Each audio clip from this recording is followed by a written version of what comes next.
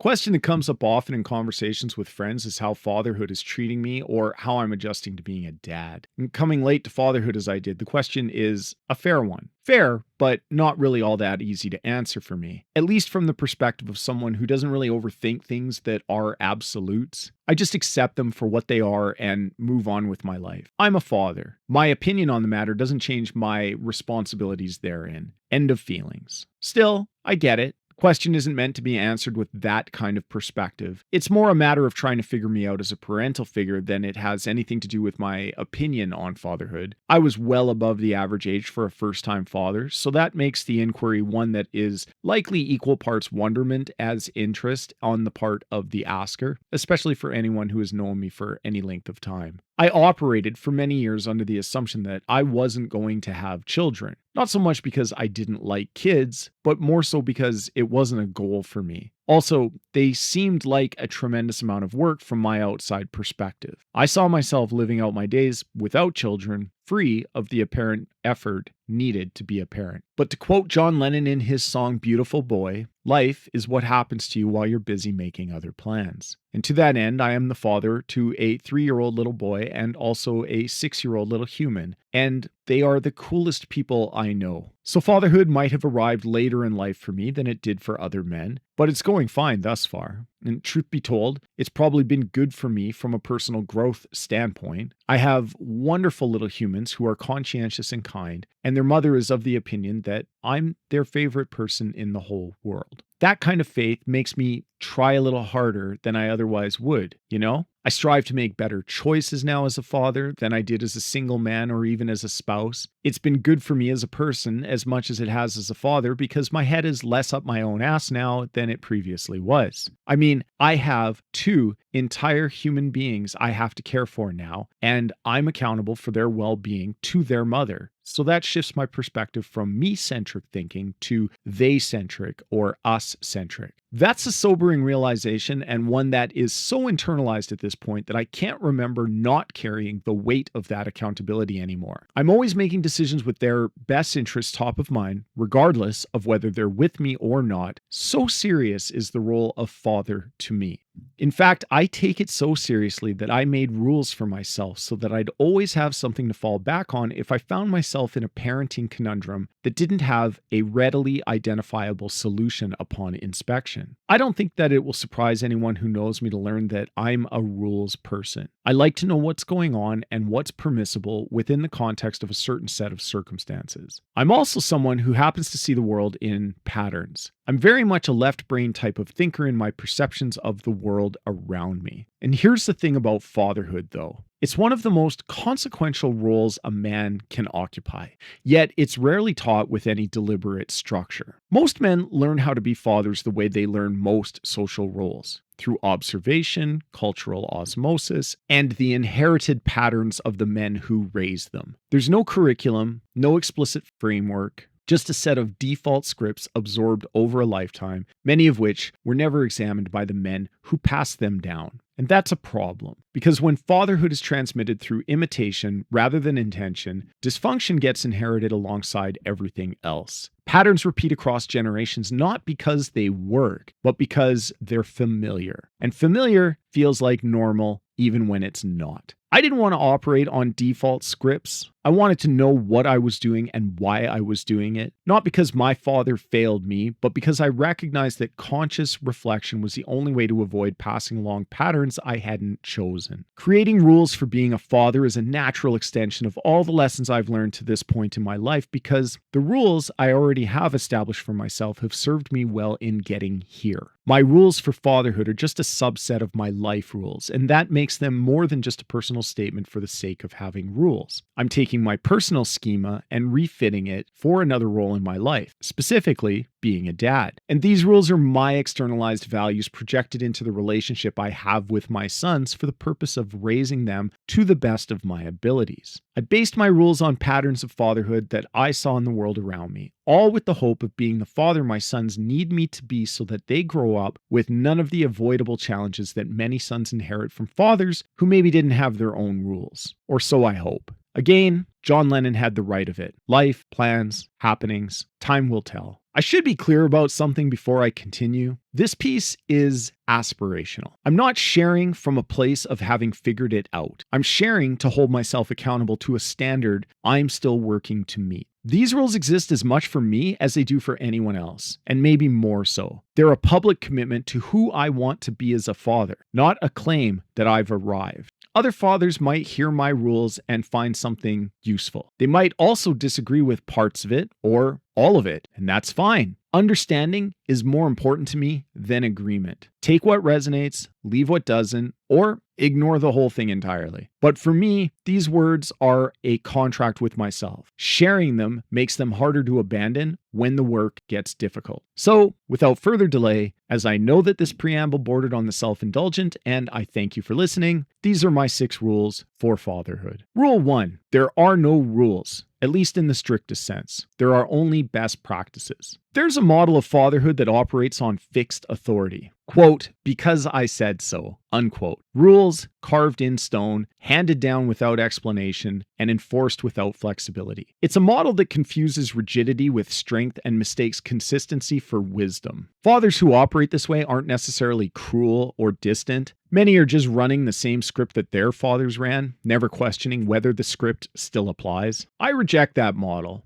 My entire approach to being a father is adopting best practices as soon as they become apparent to me so that I don't need rules. Still, rules work for what I'm trying to achieve here, so that's the syntax I use to describe what's going through my mind. And a semantic person might struggle with this being rule 1, given that I'm saying there are no rules. But a semantic person probably arrived at the same conclusion as far as parenting is concerned. There really are no rules, but there kind of are rules too. The world moves in systems, and chaos is often just a pattern we don't recognize yet. So best practices are superior to rules for making sense of the nonsensical. Finding those best practices doesn't just help me, they help my sons too. And the more confident I am because of them, the more stable is the environment I create for them. And stability is everything to a child. Reliability makes reality relatable. Rule 2, as a correlate to Rule 1, mistakes are to be expected. But a mistake made twice starts to look suspiciously like a choice. There's a cultural tolerance for fathers who repeat the same failures year after year. The bumbling dad, the well-meaning but absent provider. We've built an entire comedic archetype around paternal incompetence, and in doing so, we've lowered the bar to the floor. I don't accept that framing. If I make a mistake, I want to make it once and never repeat it. I take this approach in every domain of my life. Fail fast, fail forward, fix it, and onward. There's no excuse to repeat mistakes, especially in interpersonal relationships. Make all the intra-personal mistakes you want, but keep those you love protected from those failings. It just starts to look careless when mistakes keep getting made over and over again with the people you care about and love. And this isn't about being the perfect father either. Don't misinterpret what I'm saying here. Good parenting isn't about perfection, it's about purpose. My purpose is not to make the same mistakes over and over again as I raise my sons. Whatever I do is on purpose and with purpose, and that includes not repeating errors. Whenever I'm in danger of that, I remind myself that I didn't become a father by mistake. That's usually enough to cause a course correction. Rule 3, when you hold authority, you don't compound consequences. There's a familiar pattern. The lecture that comes with the punishment. The punishment that comes with the cold shoulder. The cold shoulder that lasts for hours or even days. It's discipline as accumulation, layering consequence upon consequence until the child isn't learning anything except that their father's displeasure is bottomless. This pattern often masquerades as thoroughness or high standards. In reality, it's a failure of restraint. It's authority untethered and unexamined. When you hold authority over someone, especially a child, you don't compound consequences. You correct and you move on. You either address the behavior or you issue a punishment. But you shouldn't do both. That's not discipline, that's excess. And excess from a position of power breeds resentment, not respect. I learned this principle in an unlikely place. Basic training to become a police officer. A traffic sergeant explained to my class that you either give a ticket or you give a lecture. Don't give both. He reasoned, correctly I would like to say, that if you give a driver a lecture, then tell them they're not getting a ticket. They likely won't file a complaint against you for stopping them. And conversely, if you gave a driver a ticket but did so courteously and respectfully, they likely wouldn't file a complaint either. And the context was traffic enforcement, but the lesson was about something larger. It's in the exercising of restraint as an authority figure that one maintains a positive interaction. I use the same principle as a father. I either give my sons a lecture or an appropriate punishment, but not both.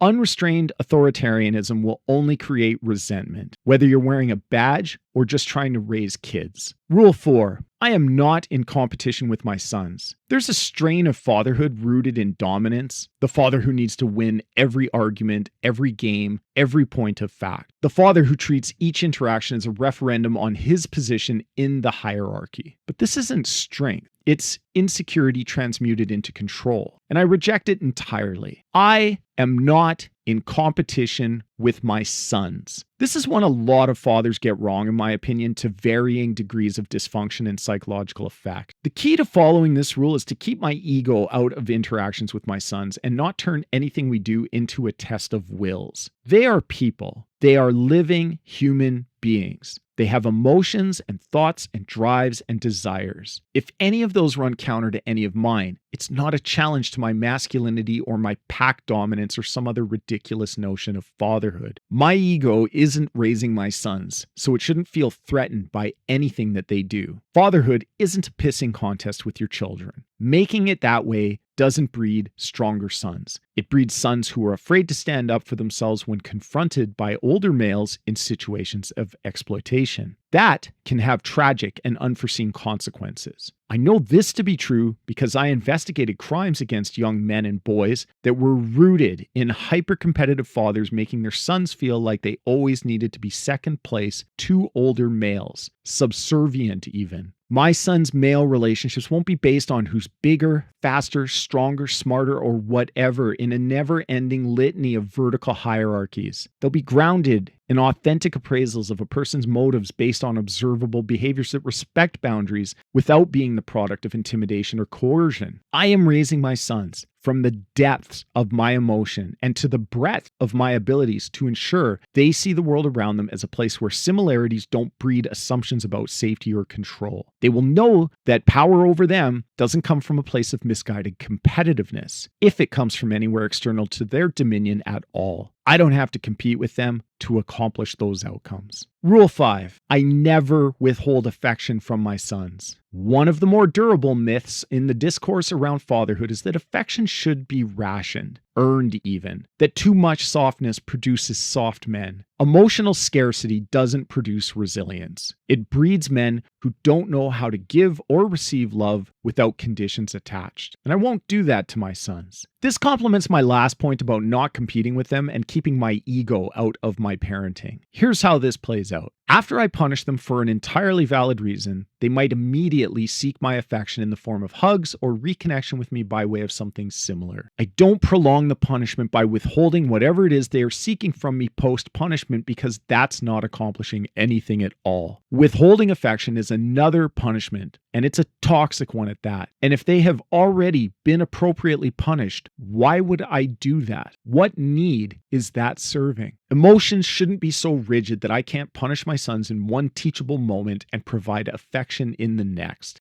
As long as it's not some elaborate manipulation on their part, withholding will do more harm than good. And how do I know it isn't an attempt at manipulation on their part? Because my sons aren't sociopaths. I know them to be good and conscientious. Punishment brings out a need to be reassured that they're still loved, that I still love them. Why would I put a pause on a display of that love because I had to take punitive action against them a moment earlier? I don't pause it. There is no silent treatment. Acts of compassionate human contact are still theirs for the taking. I never withhold affection from my sons. Rule 6. I recognize that my sons didn't choose to be born. There's a version of fatherhood that operates on ledger logic. I put a roof over your head, I fed you, I clothed you, I sacrificed for you, and now you owe me respect, obedience, gratitude, your life choices, whatever currency the father demands in return. This is transactional fatherhood, and it's everywhere. It treats children as if they're in debt from birth, as if the act of being raised creates an obligation that can never be fully repaid. It weaponizes provision. It holds basic care over a child's head as leverage. I reject this entirely. I brought them into this existence without their consent. That makes their every want and need my responsibility from the moment they're born until the end of time. My ability to provide for them will no doubt be limited in one capacity or another as we grow older together, with each instance being an opportunity for us to learn from one another in how we confront those challenges as they arrive. And this isn't about spoiling them. This isn't about letting them live without consequences. This is about the brutal truth that life is very hard. None of us choose to be born, and the very least we can do for one another is always be there for the ones we love. And this is never truer than with children. I never wanted children until I did. And when I did, I was blessed with 2. That's on me for as long as I have the privilege, no matter what happens from here on out. I own that knowledge and act accordingly. None of us consented to being born. Parents who don't consider the existential load that existence places on a child are lacking in a fundamental grasp of what it means to be human, and probably haven't processed their own place in the cosmic irony that we make up a small part of during the time we share it here together. By acknowledging that I brought them into this life as I did, we can make the best of it as long as I take ownership of their arrival here and the journey that follows. We can be grateful together for whatever time we have as father and sons. And gratitude is the only thing that reminds us that life is worth living. And that's 6 rules, though I recognize that there are likely to be additions and subsets created as time goes on. Being a father is nothing if not a test of adaptability. Parenting, as a whole, has many challenges. Fatherhood has its own set of challenges within parenting, just as I'm sure being a mother does. But so far, these 6 rules have served me well in being of service to my sons as their dad. And that's all that matters for now. The journey continues.